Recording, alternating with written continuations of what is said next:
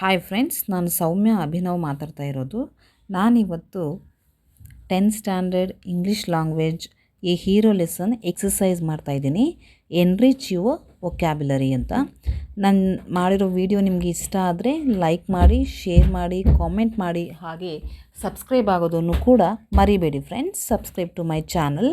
First one ನೋಡೋಣ. Homophones are words that sound the same but have different meanings and different spellings.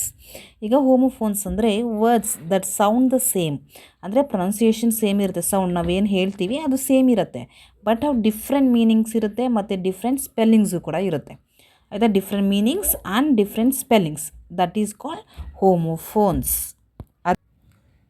Okay, we'll move on to the example, means fill in the blanks.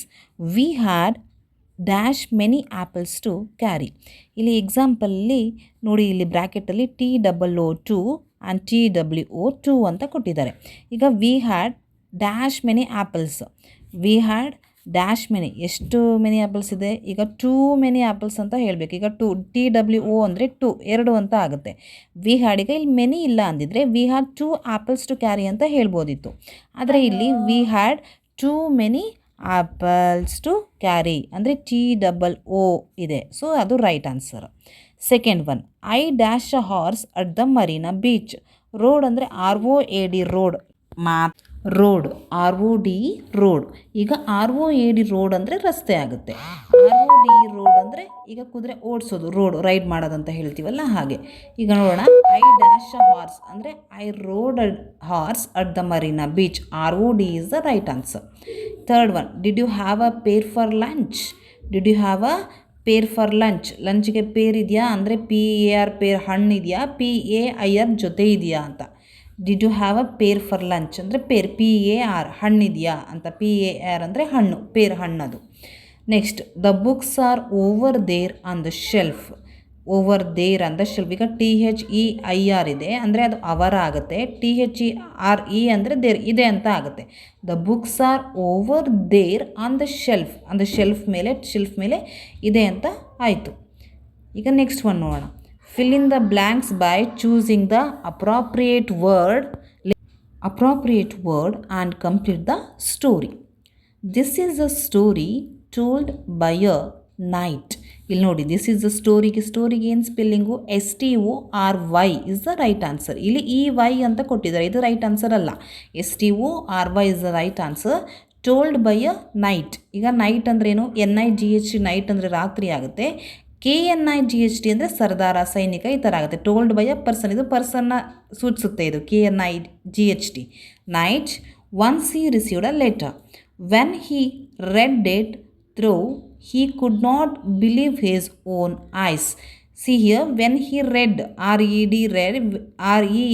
read ಅಂದರೆ ಇದು past ಟೆನ್ಸಲ್ಲಿ ಆಯಿತು.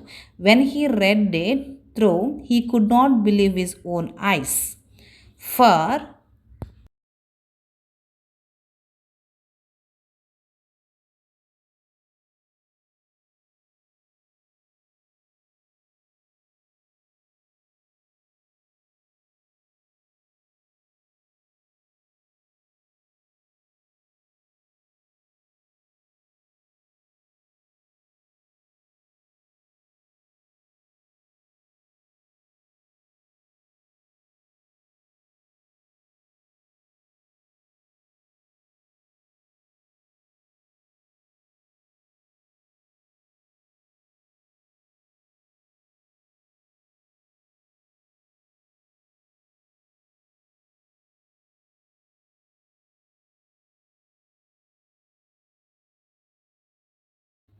the knight was in a fix, but he thought of a plan.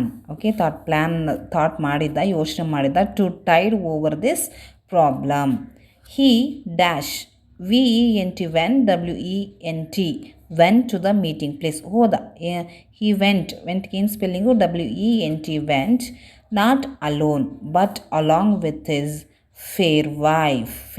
ಅಂದರೆ FAIR, fair wife. Can you guess what happened then? Okay, third main ನೋಡೋಣ. Scramble the letters to form words. C the meaning clues in brackets. ಈ ಬ್ರ್ಯಾಕೆಟ್ಸಲ್ಲಿ meanings ಇದೆ, ಅದು ಇಲ್ಲಿ scrambled ಆಗಿದೆ, ಇಲ್ಲಿ scramble the letters, ಅನ್ಸ್ಕ್ರ್ಯಾಂಬಲ್ಡ್ ಆಗಿದೆ ಇಲ್ಲಿ. ಸೊ ನಾವು ಅದನ್ನು ಸ್ಕ್ರ್ಯಾಂಬಲ್ ದ ಲೆಟರ್ಸ್. ATRTEFL ಅಂತ ಇದೆ. ಈಗ ಪ್ರೈಸ್ ಮೀನಿಂಗ್ ಕೊಟ್ಟಿದ್ದಾರೆ, ಅದಕ್ಕೇನು ವರ್ಡ್ ಬರುತ್ತೆ? ಫ್ಲ್ಯಾಟರ್. ಅಂದರೆ ಇಲ್ಲಿ ಅನ್ಸ್ಕ್ರ್ಯಾಂಬಲ್ ಆಗಿದೆ, ಅದು ಫ್ಲ್ಯಾಟರ್. ನೆಕ್ಸ್ಟ್ BOUDT ಸಸ್ಪೆಕ್ಟ್ ಮಾಡಬೇಕು, doubt, DOUBT doubt. Third one unhappy ending. Unhappy ending ಇದ್ದರೆ ಏನು ಹೇಳ್ತೀವಿ? ಟ್ರ್ಯಾಜಿಡಿ. ಈಗ next fourth one a piece ಅಂದರೆ fragment. Next one careful alert ಆಗಿರೋ, ಕೇರ್ಫುಲ್ ಆಗಿರೋ ಅಂತೇಳಿ ಅಲರ್ಟ್. ಈ ಸ್ಪೆಲ್ಲಿಂಗ್ ಇದು ಅನ್ಸ್ಕ್ರ್ಯಾಂಬಲ್ಡ್ ಆಗಿದೆ, so alert. Next one short supply. ಈಗ ಸ್ಕೇರ್ಸಿಟಿ ಆಫ್ ವಾಟರ್ ಅಂತ ಹೇಳ್ತೀವಲ್ಲ, ಶಾರ್ಟ್ ಸಪ್ಲೈ, ಕೊರತೆ ಇದೆ, ಶಾರ್ಟ್ ಸಪ್ಲೈ ಅಂದರೆ ಸ್ಕೇರ್ಸಿಟಿ. ಈಗ next one not cruel. Is a cruel, okay. Not cruel ಅಲ್ಲ ಅವನು, ಅದಕ್ಕೇನು ಬರುತ್ತೆ? ಸಿಂಪ್ಯಾಥೆಟಿಕ್ ಬರುತ್ತೆ, SYMPATHETIC. ನಾನು ಮಾಡಿದ ಕ್ಲಾಸು ನಿಮಗೆ ಇಷ್ಟ ಆಗಿದರೆ ಲೈಕ್ ಮಾಡಿ, ಶೇರ್ ಮಾಡಿ, ಕಾಮೆಂಟ್ ಮಾಡಿ ಫ್ರೆಂಡ್ಸ್. ಹೀಗೆ ನಾನು ಇಂಗ್ಲೀಷ್ ಕ್ಲಾಸಸ್ ಮತ್ತು ಸೋಷಿಯಲ್ ಕ್ಲಾಸಸ್ನು ಕೂಡ ಮಾಡ್ತೀನಿ.